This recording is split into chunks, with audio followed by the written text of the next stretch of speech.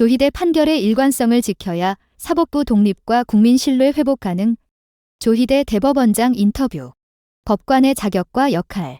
사법부 독립은 법관이 마음대로 판결하는 것이 아닙니다. 법관의 권한이 막강하기에 나약해지지 말고 헌법과 법률에 따라 재판해야 합니다. 조희대 대법원장은 14일 서울 서초구 대법원장 집무실에서 가진 동아일보와의 단독 인터뷰에서 사법부의 역할을 강조하며 헌법 조문을 직접 손으로 짚었다. 사법부는 민주주의와 법치주의의 최후의 보루라며 법관들이 나약해지거나 좌고우면하지 말고 법과 원칙에 따라 재판해야 한다고 말했다.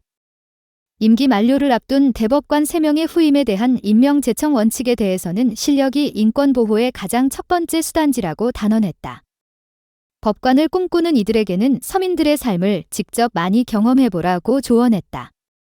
인터뷰는 4시간 동안 진행되었으며 정원수 부국장이 함께했다. 사법부의 역할이 커지고 있는데 민감한 사건들이 사법부로 밀려들고 있습니다. 미국에서도 도널드 트럼프 전 대통령이 형사재판에서 유죄 판결을 받자 나라가 두 쪽으로 나뉘어 한쪽은 재판을 잘한다고 하고 다른 한쪽은 아니라고 합니다. 우리나라도 마찬가지입니다. 바람직하지는 않지만 법과 원칙에 따라 재판할 수밖에 없습니다. 이런 시기에 법관과 대법원장의 역할은 사법부는 민주주의와 법치주의의 최후의 보루입니다.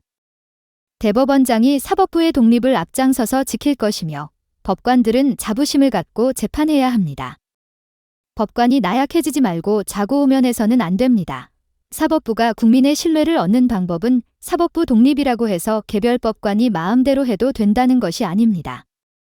사법부가 판결의 일관성을 가져야 국민의 신뢰를 얻을 수 있습니다. 국민이 형을 높이라 하고 구속하라고 한다고 해서 하는 것이 아니라 헌법과 법률을 고민하고 일관성 있게 재판해야 합니다. 사법부에 대한 견제는 어떻게 이루어져야 하나요? 법관에게 인신공격만 해서는 긴장하지 않습니다. 언론과 법학 교수들이 학술적으로 비판하면 법관들도 덩터리 판결했다간 이렇게 혼나는구나라고 긴장합니다.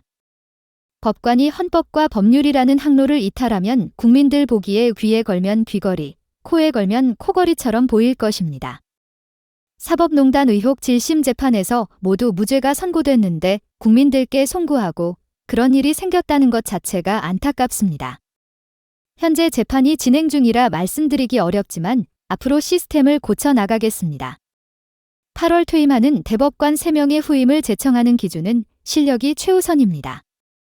대법관 1인당 연간 3,000건 넘게 처리해야 합니다.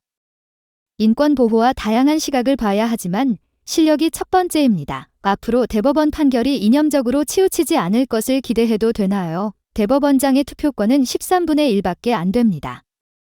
대법관끼리 법리를 다투고 신경전을 벌이는 모습도 봤습니다. 그게 대법원입니다. 법관의 조건은 무엇인가요? 법관이 되려면 서민들의 삶의 현장을 많이 경험해야 합니다. 머리는 차갑게, 가슴은 뜨겁게라는 격언처럼 법관은 이니예지, 니니레지를 갖춰야 국민들의 신뢰를 얻을 수 있습니다.